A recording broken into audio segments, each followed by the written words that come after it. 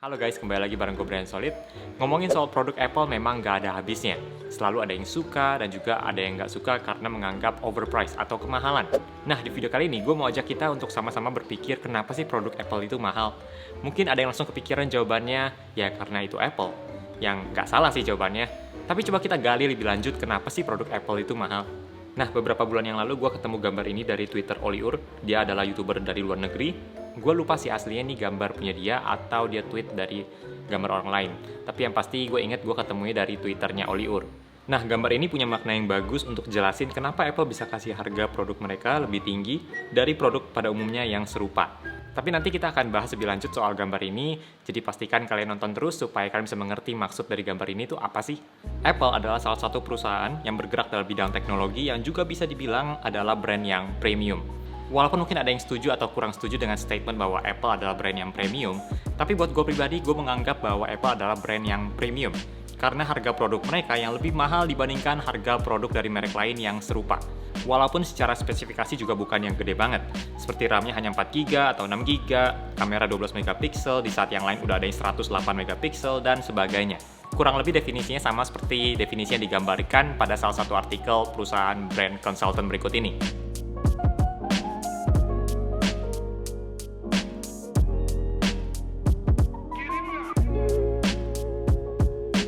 Mungkin teman-teman familiar dengan dua mobil ini? Meskipun logonya ditutupin, gue yakin kebanyakan dari kita mengenal kedua mobil ini dari perusahaan mobil premium apa. Karena mungkin dari desain mobilnya yang punya ciri khas, terus juga bagian depannya, atau dari bagian lampunya yang identik dengan perusahaan mobil tersebut, sama halnya dengan tas, sepatu, dan sebagainya yang dikategorikan brand yang premium. Nah, semua brand premium itu punya ciri khas tersendiri, yaitu ketika produknya digunakan, orang yang menggunakan produk tersebut nggak perlu jelasin ke orang lain ini dari merek apa, tapi orang lain akan tahu. Walaupun mungkin orang lain nggak tahu itu tipe apa secara detail, tapi paling nggak mereka tahu produk tersebut dari perusahaan merek apa. Contoh simpelnya ya kedua mobil yang kita bahas tadi. Walaupun logo ditutup, orang lain tetap tahu itu dari perusahaan apa karena bentuknya punya ciri khas tersendiri. Nah, sekarang kita coba kembali ke gambar yang di awal tadi. Prinsip yang sama juga berlaku di seluruh produk Apple. Semuanya punya ciri khas tersendiri yang membedakan produk mereka dengan produk serupa pada umumnya. Di gambar ini, gue yakin kebanyakan dari kita juga akan notice bahwa produk Apple ada di bagian kanan. Misalnya iPhone, walaupun notch ini banyak yang nggak suka juga, tapi inilah salah satu desain dari iPhone yang membedakan iPhone dengan HP lain pada umumnya, terutama seperti Android yang kita tahu ada banyak banget. Nah, kalau desain dari depan HP full semuanya layar, seperti kebanyakan HP sekarang, iPhone ini jadi nggak ada bedanya dengan HP lain. Gue yakin ini jadi salah satu alasan kenapa Apple belum ganti desain notch-nya sampai mereka ketemu desain baru yang bisa membedakan iPhone dengan HP pada umumnya. Selain notch, iPhone juga punya ciri khas lain yaitu kamera boba.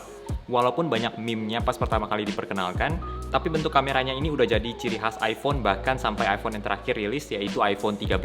Sekarang kita kembali ke gambar tadi ke bagian iMac. Karena iMac ini juga desainnya unik. Kita bisa lihat di bagian sebelah kiri, gue pribadi agak bingung apakah itu monitor biasa atau PC.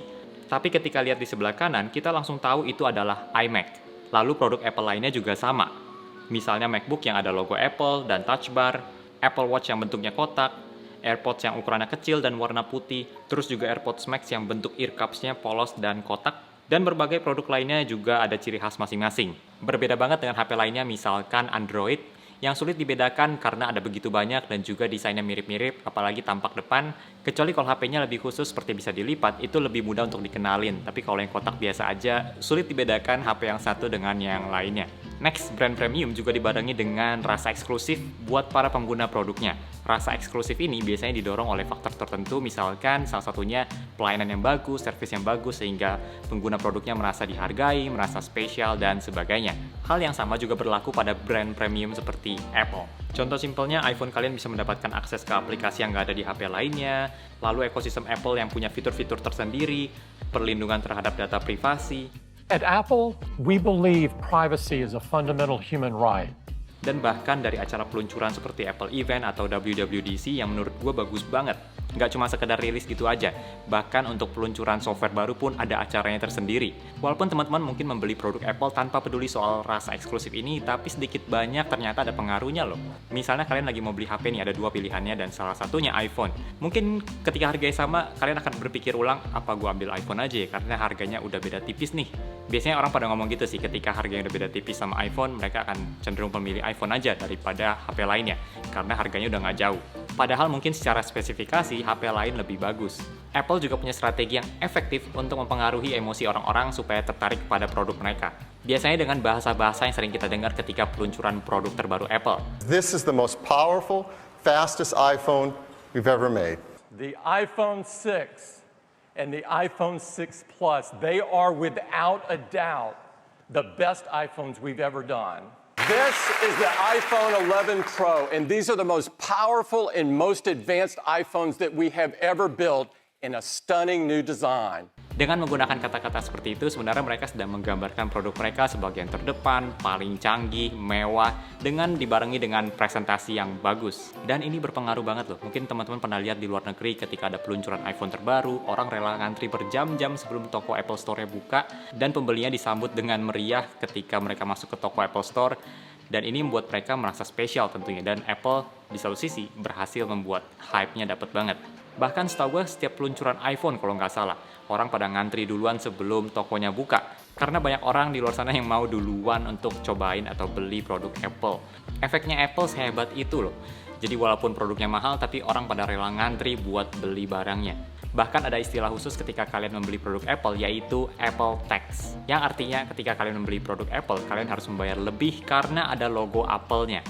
Jadi logo Apple itu sangat mempengaruhi harga.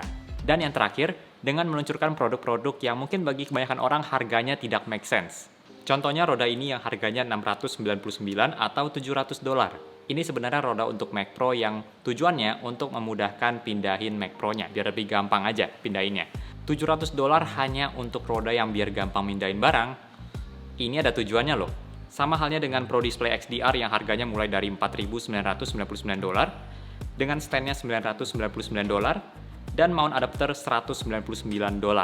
Yang gue yakin kebanyakan dari kita nggak perlu layar seharga $5.000. Nah, kenapa Apple kasih harga segini tuh ada tujuannya teman-teman, yaitu untuk memperkuat status mereka sebagai brand premium. Jadi ini bukan karena salah kasih harga atau asal-asalan kasih harga, tapi ini ada tujuannya teman-teman. Sama seperti ketika teman-teman pergi ke coffee shop yang lebih premium atau yang elite gitu ya, kalian akan menemukan mereka menjual merchandise seperti tumbler atau gelas yang harganya juga premium. Gue pernah ke salah satu coffee shop yang dari merek luar negeri dan mereka menjual gelas kecil segini kalau nggak salah 1 juta deh harganya. Gelas minum cuman ada logo coffee shopnya dan cuma ada logo itu aja jadinya 1 juta harganya. Nah, harga seperti ini bertujuan untuk mempertegas mereka ini brand yang seperti apa.